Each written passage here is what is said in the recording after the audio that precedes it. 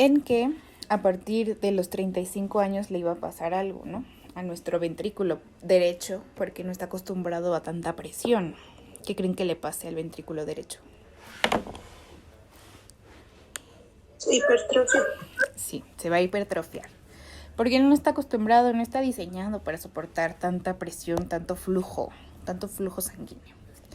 Pero entonces, ¿quién está conectado al ventrículo derecho? O el ventrículo derecho hacia quiénes desemboca.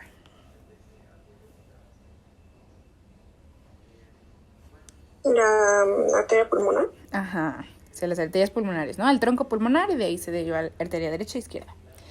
Entonces, pues también las arterias y el tronco pulmonar no están diseñados para esa sobrecarga de volumen. Y sí compensan varios años, como ven ustedes, ¿no? Unos 30, 40 años. Pero, ¿qué va a pasar?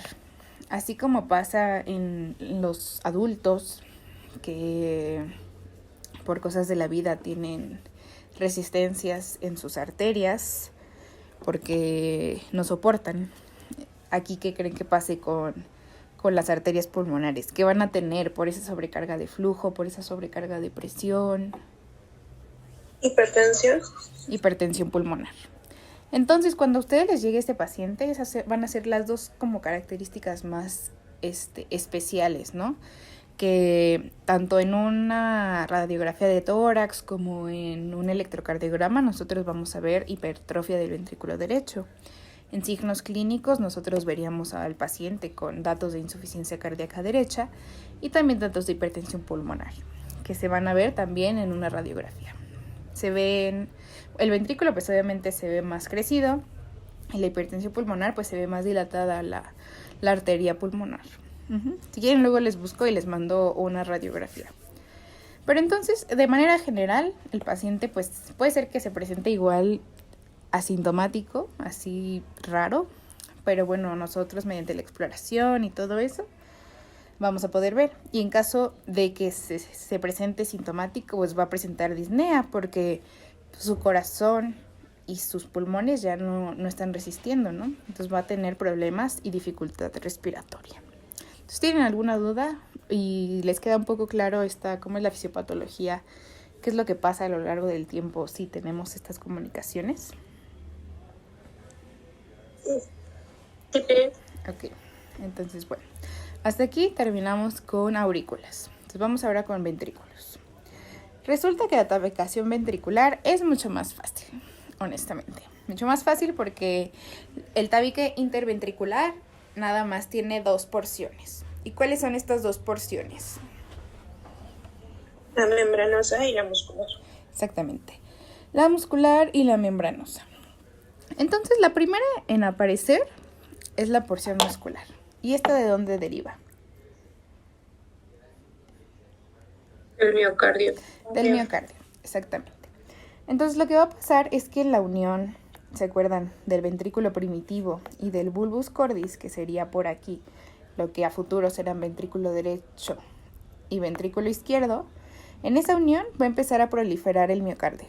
Va a empezar a proliferar, se va a empezar a meter y va a crecer casi un poquito más de la mitad, más o menos, de la cavidad, y va a formar la parte muscular del tabique interventricular.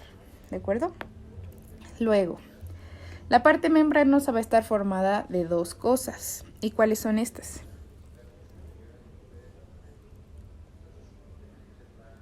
El tabique endocárdico y las crestas valvulares. Ajá. Entonces, cuando ahí yo me refiero a las crestas valvulares, ¿a cuáles creen que son? ¿Las válvulas de quién o de dónde? Mitral y tricúspide. Ajá. Y aparte, nosotros ponemos aquí la aorta y la pulmonar como para fines didácticos, pero en realidad están aquí, ¿no? O sea, salen como de en medio del corazón. Entonces, ¿qué otras válvulas hay aquí en medio? La aórtica y pulmonar. Ajá, ¿no? Los derivados, digamos, del tronco. ¿Se acuerdan? Del tubo cardíaco, que del tronco derivan el tronco pulmonar y el tronco aórtico. Entonces, tanto de esas válvulas mitral y tricuspidia y de las válvulas aórticas y pulmonares van a contribuir en dar un cachito para que prolifere el tabique y forme la parte membranosa del tabique interventricular. Y entonces de esta manera crezca la parte membranosa hasta que se llegue a unir con la parte muscular. ¿De acuerdo? Entonces se une y ahora sí ya tendremos propiamente nuestras dos cavidades ventriculares, nuestro ventrículo derecho y nuestro ventrículo izquierdo. ¿De acuerdo? Yo aquí les puse en la vida, digamos, prenatal, en donde todavía no se han fusionado ni el septum primum con el septum secundum, no se ha cerrado. Pero si ya habláramos de vida postnatal en que ya nuestro foramen oval se convirtió en fosa oval, ¿cuántas cavidades cardíacas tendríamos? 4. 4, ¿no? Ya tendríamos nuestras dos cavidades derechas y nuestras dos cavidades izquierdas. Entonces, ¿alguna duda con esto de la tabicación ventricular? Es de 2 minutos, en que nada más ustedes sepan las porciones y de dónde derivan. Con eso están del otro lado. ¿Está todo claro? Sí. Ok. Entonces ahora, ¿qué pasa en la comunicación? Así como vimos nosotros en la comunicación interauricular, que era defecto tanto de las 3 porciones que lo conformaban, igual aquí. En la comunicación interventricular, o no se desarrolla la membranosa, o no se desarrolla la muscular, o no se desarrolla ninguna de las dos. ¿Ok? Eso es lo que vamos a ver. Entonces aquí les puse defecto membranoso o defecto muscular. ¿Ok? Entonces, ¿qué va a pasar? Aquí tenemos que en el defecto membranoso probablemente este esté acompañado, si les digo que la parte membranosa deriva de las crestas valvulares, tanto de las arterias y, de gran calibre, los vasos de gran calibre que están en medio, tanto de las válvulas mitral y tricuspidea, pues ¿creen que estén afectadas o creen que estén normales? Están afectadas. Están afectadas, ¿no? Y por eso es que no nos pudieron dar la porción membranosa del tabique interventricular. Entonces, pues aquí va a pasar lo mismo, ¿no? Como aquí pasa la sangre, igual vamos a tener comunicación de un lado hacia otro. Pero ¿cuál es el lado otra vez que tiene mayor presión en la vida postnatal? El izquierdo. El izquierdo, ¿no? Por lo tanto, otra vez vamos a tener que mucha más sangre se va a ir hacia el lado derecho. Y acuérdense que nuestro ventrículo derecho pues no está listo. Él no recibió capacitación para recibir tanto flujo sanguíneo. Pero bueno, eso va a pasar por el defecto membranoso.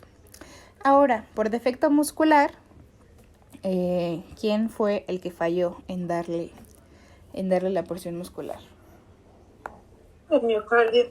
El miocardio, ¿no? Entonces, generalmente, pues si es muscular, se va a acompañar de que pues también tenga paredes miocárdicas mucho más delgadas, ¿no? Porque no hubo suficiente desarrollo para que pudieran formar el tabique. Puede ser que hayan formado un poquitito o que no hayan formado nada. De todos modos, es defecto muscular, ¿de acuerdo? Y de igual manera va a ser que va a haber comunicación, va a haber flujo de sangre hacia lados que no correspondían. Y entonces, este cortocircuito, ¿de qué lado a qué lado sería?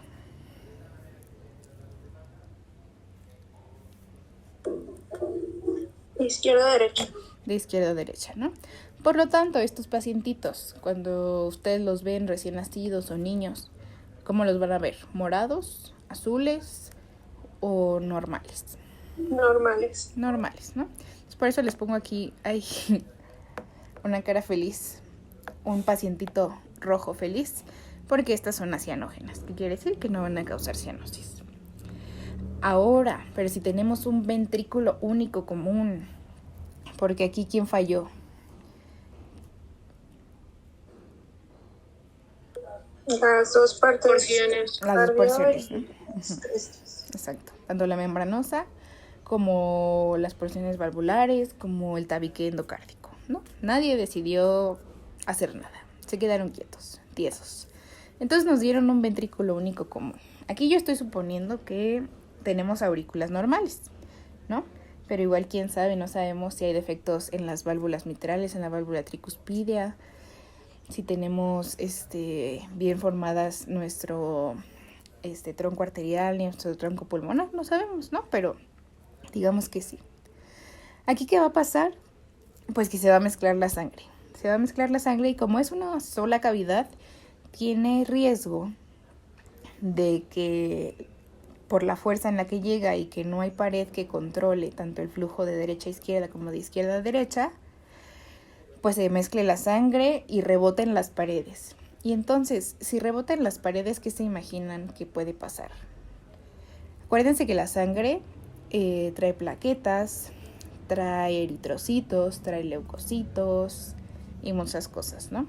Pero sobre todo aquí las plaquetas, ¿saben para qué nos sirven? ¿Qué pasa cuando se cortan? ¿Se forma qué? ¿Qué es lo que detiene el sangrado? ¿Se forman coágulos? Se forman coágulos, exactamente. Y los encargados de formar esos coágulos son nuestras plaquetitas. Digamos que esa es su función primordial. Entonces, esto pasa cuando hay rebotes o choques de sangre, tanto en los vasos, aquí como les puse. Por ejemplo, aquí les puse una placa de grasita. Entonces, ¿qué hace? Que como el flujo de sangre pues va a altas presiones, ¿no? Ustedes han visto, se han tomado la presión, 110/80, 120/80, pero generalmente la gente que tiene estas plaquitas pues ya tiene hipertensión, ¿no? Y ya nos anda manejando unos 135/90, pongan ustedes. ¿Qué pasa? Que va con muchísima fuerza y pues la luz no es muy grande, ¿no? O sea, la luz realmente sería esta cosita ahí pequeñita. Entonces, ¿qué pasa? Pues que la sangre va y rebota por las paredes, al igual que rebotaría aquí en el corazón. Y entonces nos va a formar, ¿qué cosas? Coágulos, ¿no? Y estos coágulos, pues digo, dentro del corazón, pues no hacen gran cosa, pero si se van a la circulación tanto sistémica, ¿qué se imaginan que va a pasar? Forman trombos, un taponamiento. Ajá, exacto, van a formar trombos. Y nos puede trombosar una pierna, se nos puede trombosar el intestino, se nos puede trombosar un brazo. Cualquier cosa de la circulación sistémica se puede trombosar. O incluso hasta se nos podría ir ese coagulito al cerebro. Y entonces tendríamos un evento vascular cerebral, ¿no? Pero ahora, si este trombito o este coágulo se va hacia los pulmones, ¿saben cómo se llama? Trombosis pulmonar. Trombosis pulmonar. Y también mortal. Entonces, pues sí, este ventrículo común sí nos trae mucho más complicaciones. Y como aquí la sangre pues realmente no tiene dirección, ¿cómo se imaginan que está nuestro pacientito?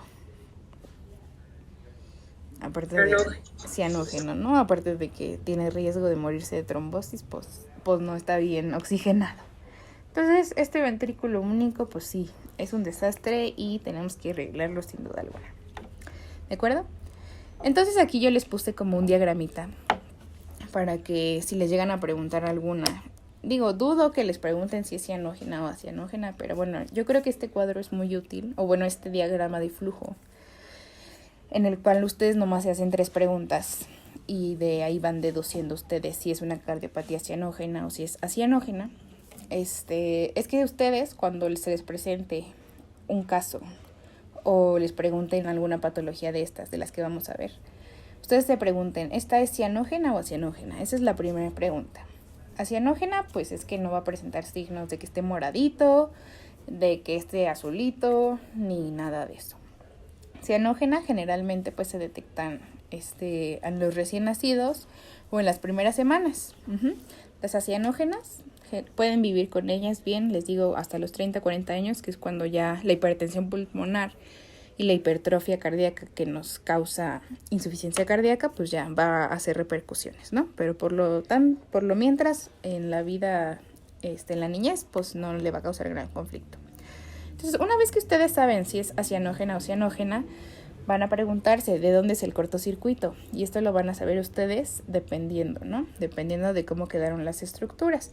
Pero generalmente las cardiopatías que son acianógenas, el cortocircuito es de izquierda a derecha. ¿Y esto por qué? Pues porque la presión es mayor a la izquierda, es mayor de izquierda, de las cámaras izquierdas, y pues generalmente la sangre sí se va un poco hacia la derecha, pero la mayoría de la sangre que está en la circulación sistémica está oxigenada, ¿no? Por lo tanto, por eso es que es cianógena. Sin embargo, por alguna cosa de la vida tenemos que es una cardiopatía cianógena y pasa más sangre del lado derecho hacia el lado izquierdo, pues va a estar cianógeno. Tiene sentido que esté cianógeno, ¿no? Porque tiene mucho más sangre desoxigenada circulando en todo su cuerpo. Y finalmente, ¿se acuerdan que vimos que en estas dos que son acianógenas, como la sangre se va más, o bueno, se sobrecarga el ventrículo derecho y se sobrecarga el tronco pulmonar y las arterias pulmonares? ¿Cómo está el flujo pulmonar? ¿Aumentado o disminuido?